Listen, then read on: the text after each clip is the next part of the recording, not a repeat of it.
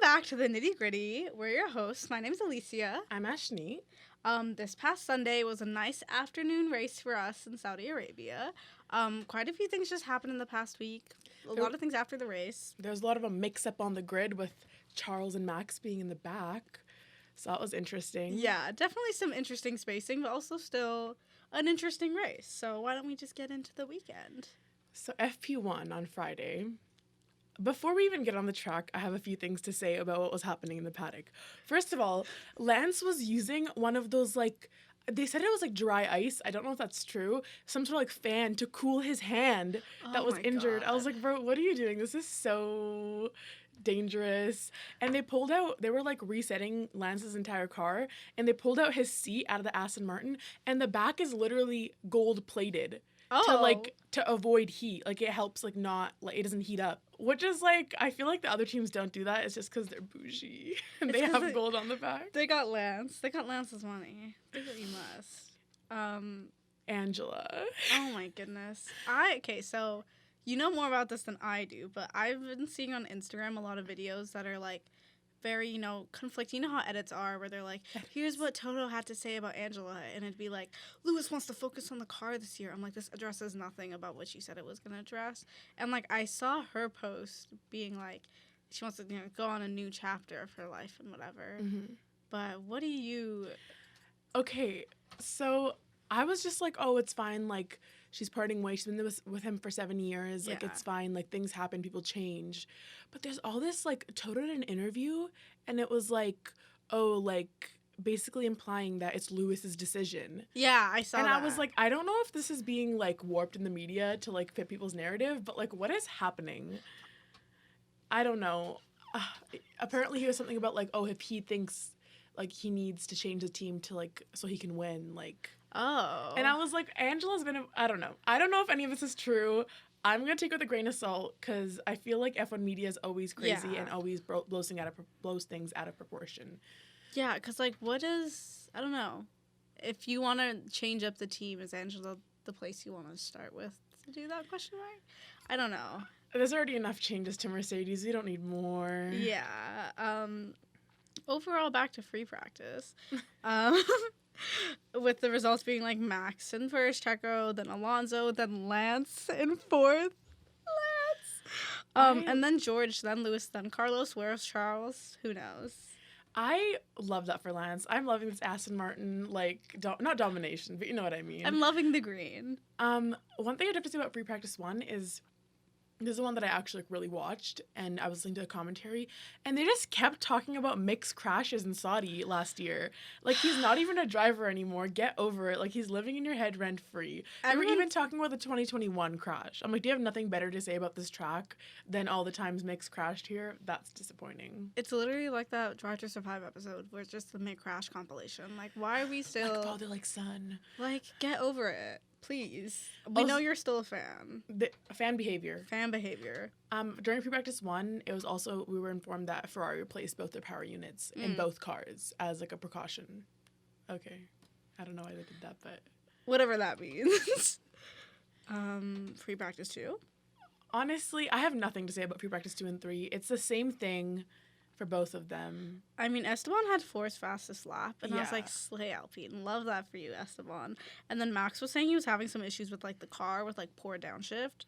And so was, Charles having issues. That's why he had retired to the pit, question mark? I don't know. I didn't really watch this entire thing. I also didn't get to watch free practice, guys, so whatever the news says. We're busy gals. Yeah. We've got a busy schedule. And then free practice 3 ended with Carlos in 10th and Charles in 6th. And I was like... Okay, I was just kind of like, what?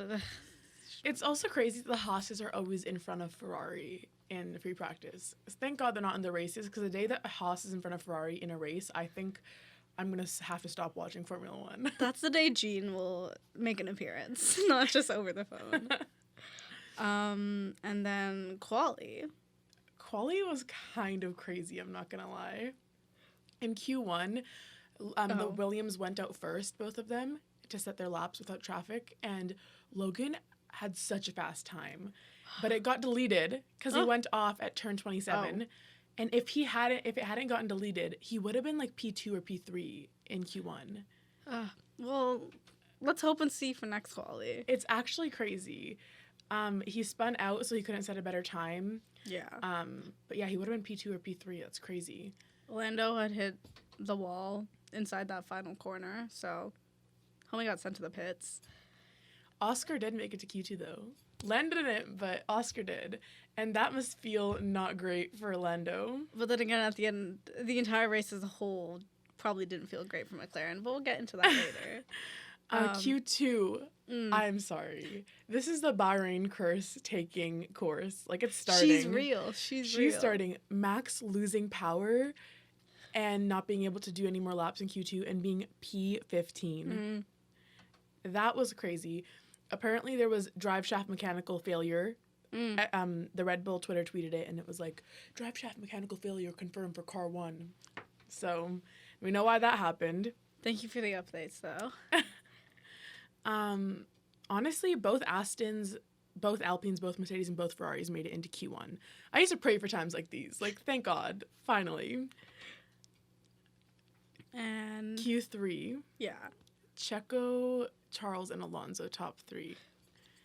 What a great I love top to see 3. that. I love to see that. Charles did have P2, but he had that penalty for changing his power unit. Yeah. So he went down to P12, so Alonso actually had P2. So the front row was literally Checo and Alonso, which is like so crazy. You would never expect that last year. We love to see it. And we go more into that later as well. Like, it's a very interesting mix-up that we're seeing this season and, like, on the grid. So, yeah. Anything else for qualifying? No, that's all I have to say. So now that we go into the race, might I just say, Alonso had a beautiful lead at the beginning of the race. Absolutely beautiful, stunning, fresh. What am I trying to say? Chef's kiss is what I meant to say. The gasp, I gasped. Like, I'm not joking. The gasp, I gasped. Mac and I were sitting there watching it, and she literally went, oh, no way. The gasp, I gasp. What a line. Coined here. Oh, my goodness. But early on, Alonso was given a 5-second penalty for incorrect starting position, being a little bit to the left, which is like similar to what happened to Ocon last race. Yeah, and we'll get more into how that penalty was served a little later, but also very early on in the beginning, Oscar got into a crash with the Alpine and already had to pit for a new front wing at the very beginning of the race. Literally lap 2, he was in the pit. Yeah. Lando pitted really early in the race too. Yeah. And this is just the downfall of McLaren, and I'm kind of happy to see it. Like, am I mad? I won't say that I am. I'm such a hater. I'm sorry. I'm such a hater. And that's okay.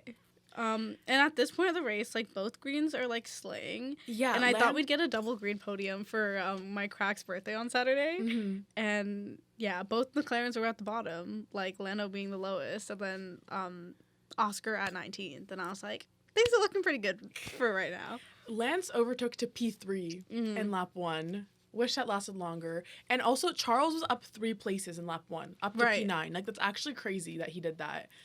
Also, it's kind of back to McLaren. It kind of sucks that for them that they went so early because it was supposed to be a one-stop race. Right. And they already stopped, like, approximately, like, 2 laps into the race. Yeah, which was kind of crazy to see. Like, we just started.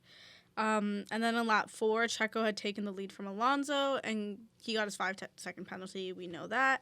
In lap 5, Max is in 11th, George is in 3rd, and Lance was in 4th, and Alonso in 2nd.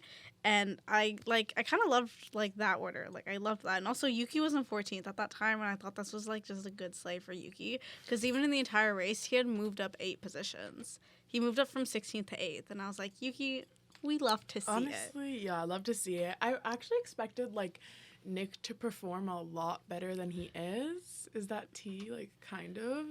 But, you know, it's only the second race. He always has time to improve. But out of all the rookies, I feel like he's not the one who's really dominating like I thought he would. Like, Logan and Oscar are definitely doing a lot better than he is, surprisingly. I think just give him, like, the car and, like, him being in this car for, like, the first time, I'm going to give him that. Yeah. I'm hoping for success for you, Nick DeVries. I guess he's used to a Mercedes car. Yeah, this is different. A Red Bull. You know, we're going down. Them being, like, plan A, Aston being, like, plan A to Alonso, they're taking notes from Ferrari, and I hope they're not. Please don't take any notes from Ferrari. are not who you should be looking at. See, in lap 6, Lewis was between both Alpines with, like, Esteban ahead of him and then Gasly behind him. And I was like, I wonder, here's some tea, like, I wonder what it's like to be, like, driving next to drivers you don't usually see, like, on the road. Like, I'm sure Lewis isn't used to seeing Alpines driving, you know, ahead and behind him. It's not his usual demographic of people he sees on the grid, so I just thought that was interesting. I think maybe he's used to it after last year. And something else I found was interesting, that was in lap 12, we did see competition between Lewis and Max, and also a bit of hot tea. Like, it's been a while since we've seen some competition between Lewis and Max, but what was funny is that, like, Lewis was in 8th and Max was in 9th, and they were, like, competing, but just not for the positions that they usually compete for.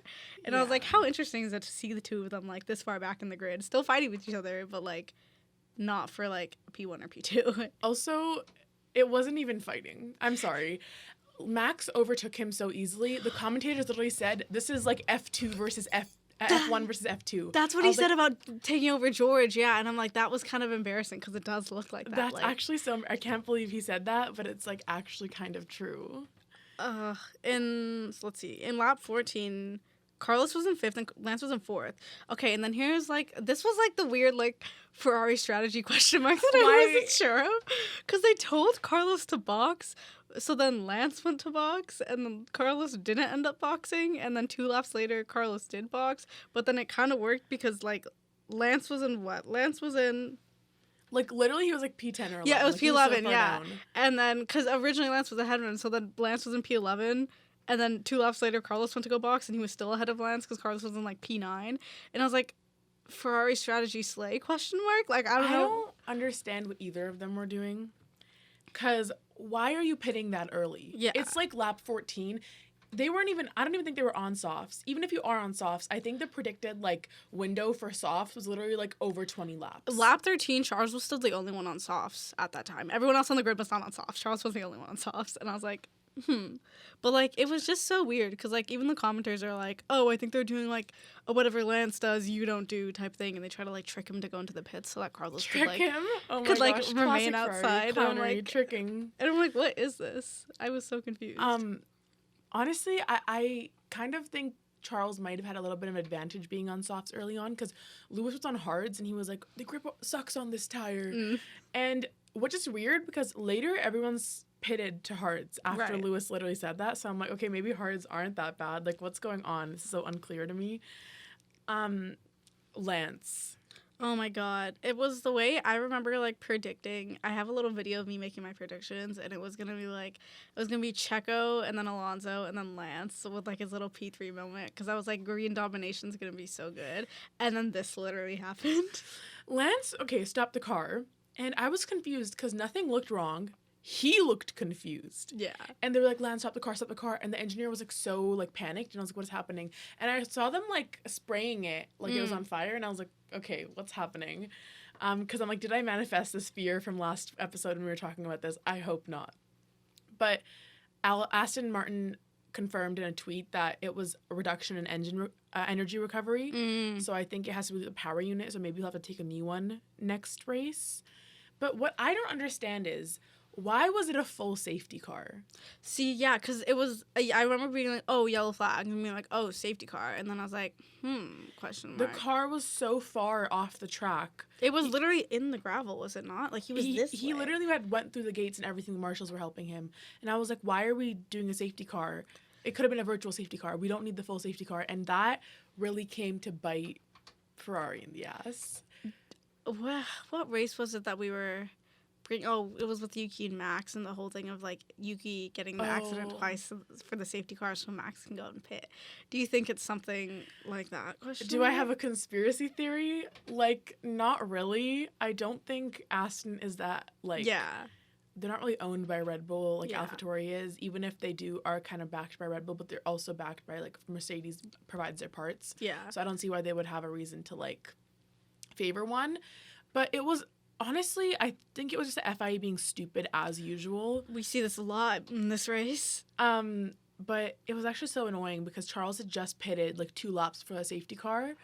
And then the safety car came out and everyone was pitting. Like, the pit lane was so busy that they were actually concerned that, like, people who pit first would have trouble being released, so it's actually better to pit after. Mm. Like, it was so crazy. I was like, what is going on? This is so random. Yes. But since Lance was done, like, off the track, because his car, he had DNF, he had to do his interview, like, you do them whenever you're done, right? He was doing his interview. Lance can speak Italian. Lance was speaking full Italian in this interview. Oh my God, I want to hear that so bad. I was like, how?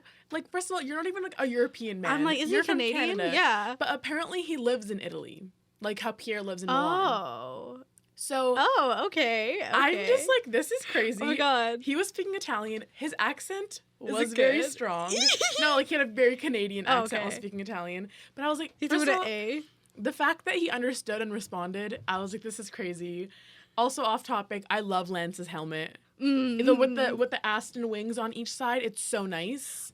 Anyways, that's my little Lance rant. Another reason to love Lance. Oh my God, Lance rant, new segment coming soon. The Lance segment in every episode. Honestly, I would love that. It's the Lance rant, where Ash goes off about Lance. Oh, I love that man. You know, I almost bought his overalls on an auction because I was like, they're only like actually $60, but the shipping is so expensive. Only 60. How much is the shipping? Where's the shipping from? It's shipping from Europe. Oh, so it's like actually $150. But I was like, it comes framed. Oh, but that's kind of a slay. I know, but I don't want to spend $150 on that. I'm a student right now, and I can't afford that. Lance, if you can send it to us without shipping, that would be really good. I also don't like the whole worn aspect. I get that it's framed so you can't smell it, but I don't love the whole, like, it's worn by him at a certain Grand Prix and he signs it.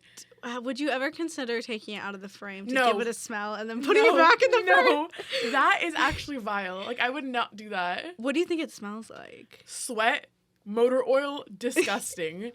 And I mean that respectfully. You guys are sweating so much in that car. I'm not saying Lance is gross. I'm just saying I don't want to smell that. It's natural to sweat. It's okay. Okay, we understand. That's the end of the Lance That's the rant. end of the Lance rant. We went a little, but back to the pitting. So when they all pit during that safety car, that's when Alonso was taking his 5-second penalty to serve for, being a little left on his in the box. And the whole thing with that is that, maybe we can get into this a little later also, but the whole thing is that he did not serve his penalty correctly, apparently, because, let's see, I have it written down. Yeah, the jack was touching... the rear jack was touching the car prior to the 5 seconds having been finished, and that's why he was given a 10-second penalty on top of that, because, like, the whole thing is that if you're touching the car, that just means that you're working on the car, and, like, you can see in the clip, like, the rear jack is there, and they're like, oh, he's touching it before the 5 seconds was up. So then that's why the whole thing at the end of the race, they were like, whoa, Alonso's 100th podium.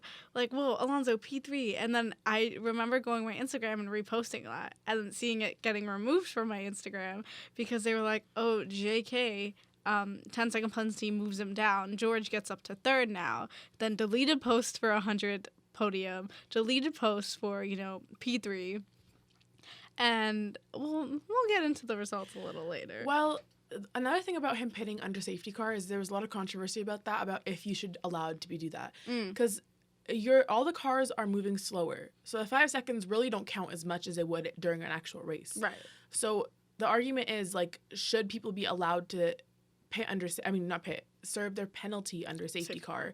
And if they do, should it be extra or should it be, like, not allowed? Like, what is the situation here? Because it is kind of unfair. Yeah. But at the same time, like, is it just, like, luck and that's just smart strategy to just wait for a safety car? Like, what is the situation here? Because there's a lot of things that can benefit you when you're driving that just happen out of luck, like pitting under a safety car.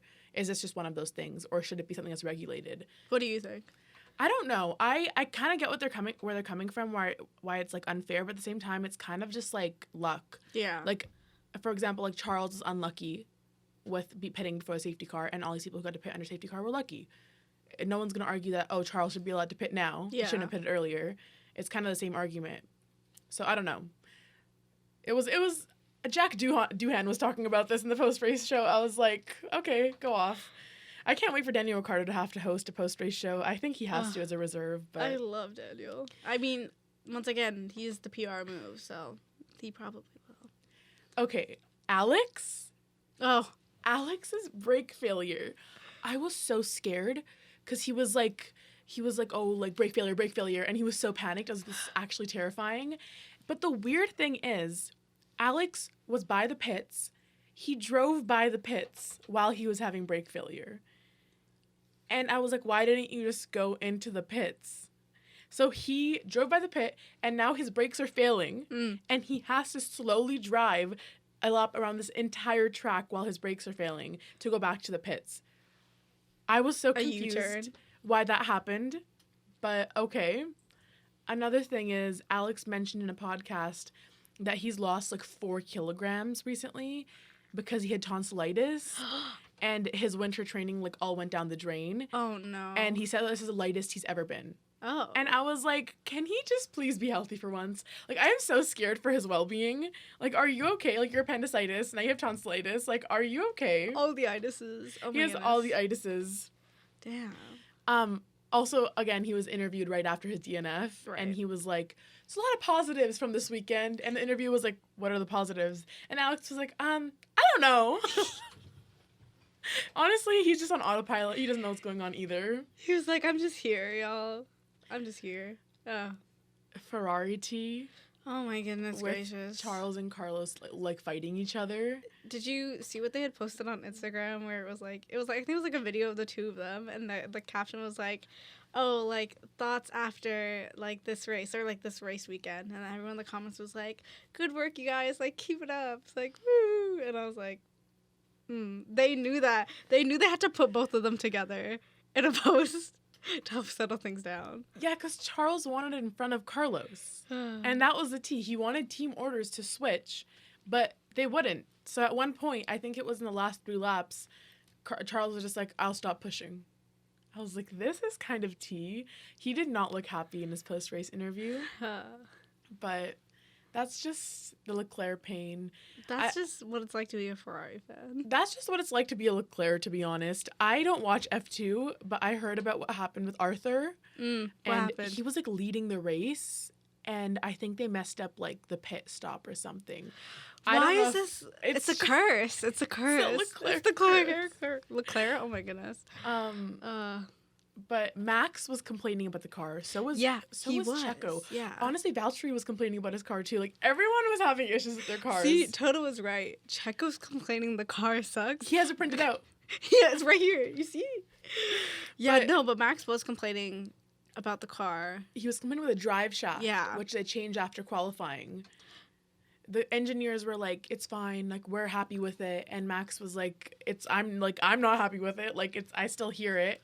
And at one point, they were like, oh, how's the update with, like, that part? And He's like, it's still here? It's still happening. I thought that was so funny. I remember hearing Sassy. that. And they're like, any new tea? And he's like, no, still the same. And I remember the commenters were like, maybe it's, like, the wind from, like, the speed and, like, over his helmet. And they were like, lol, no.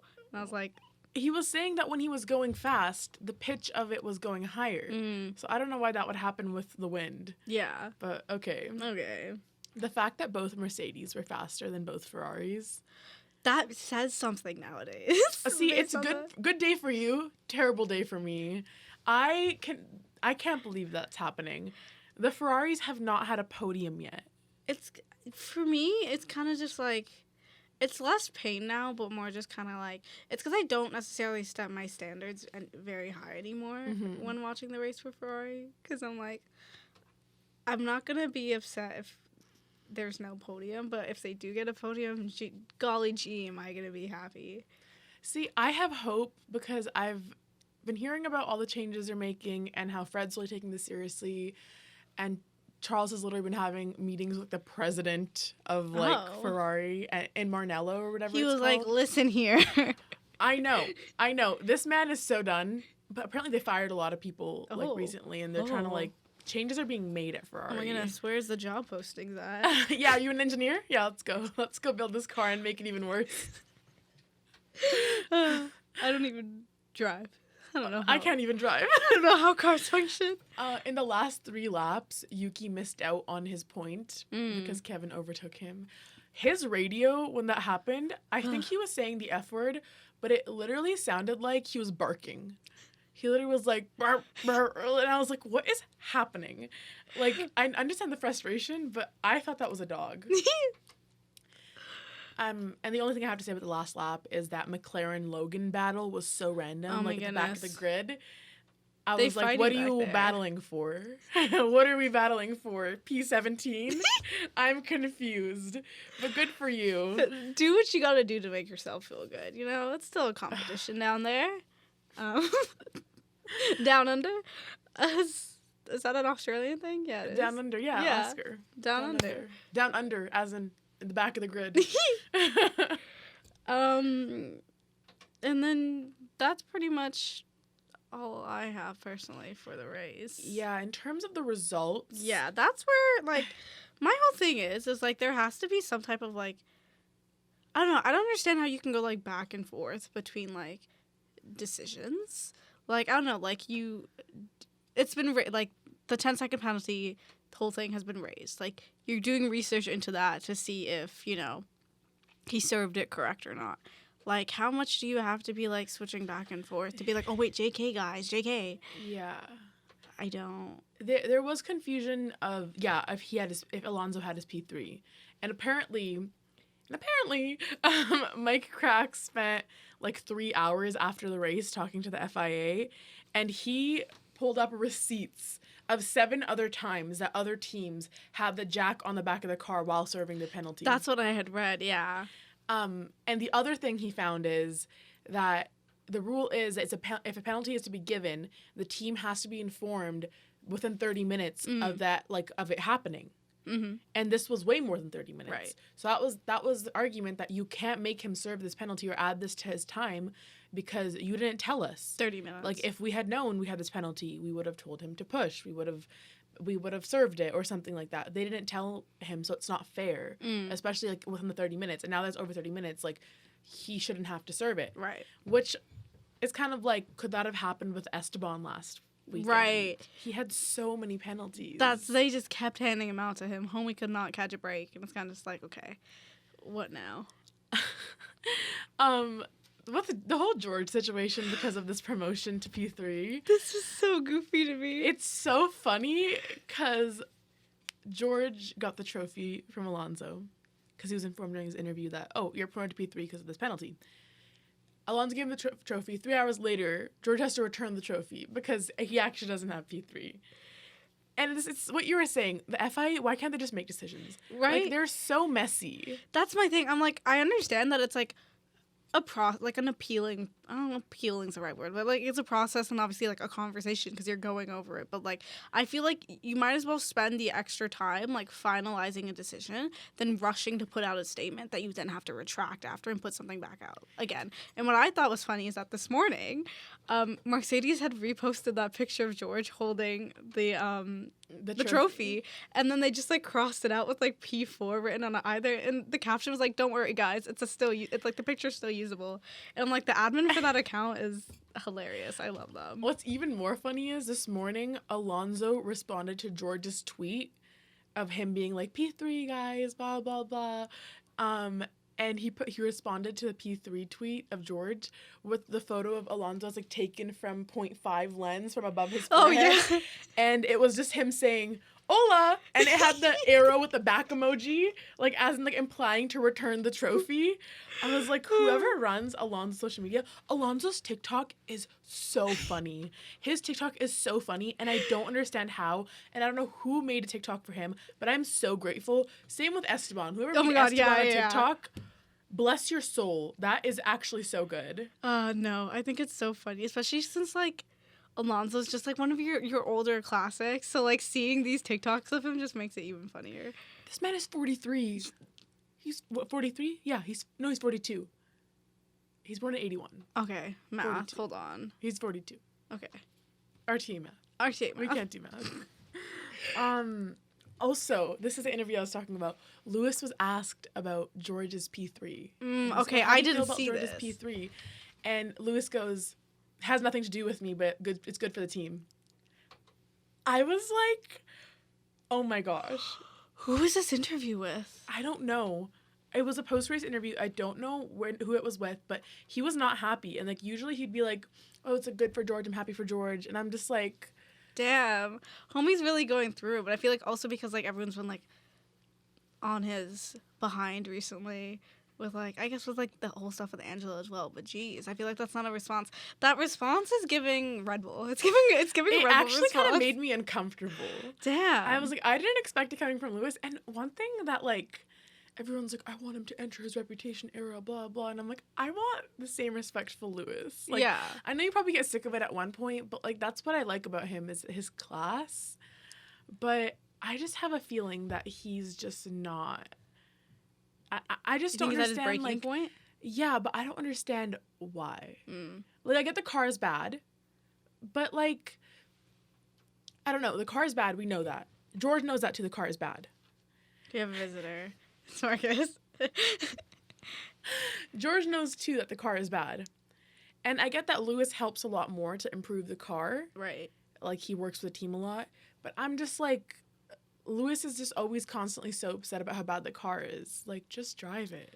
Like, I'm not saying you shouldn't try to improve it, but you're just like constantly complaining about how bad it is. And I know you want a championship winning car and you're used to winning, but like things happen, and this is just how the sport works. And I love Lewis, but this is where I'm kind of like, why are we complaining so much? Like, I get that it's frustrating and you've been made promises, but things happen.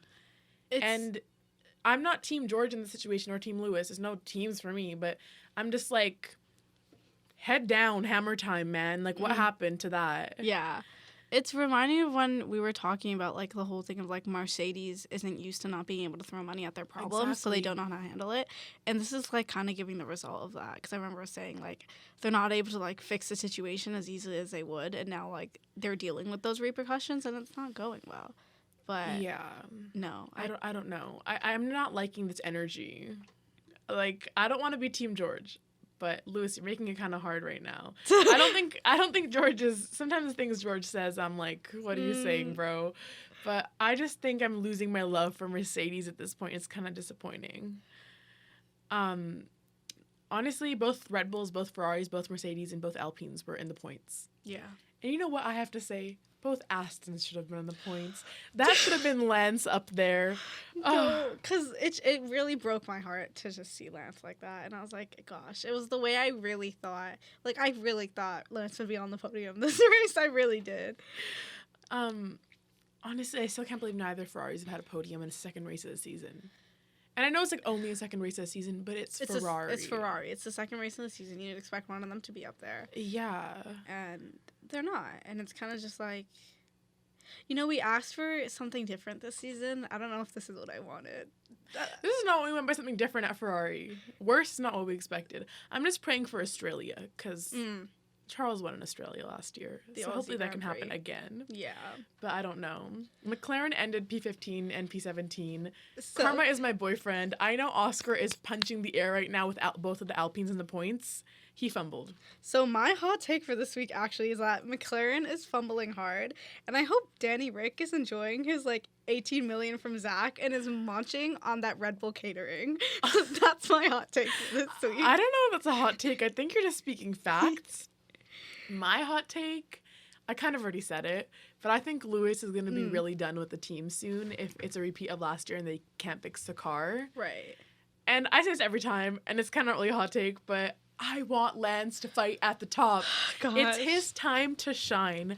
Like, I've been a hidden Lance fan for too long, and now I can finally speak my truth. Like, I've been defending this man my entire, like, not my entire life. How long have I been into Formula One? Like not even a year.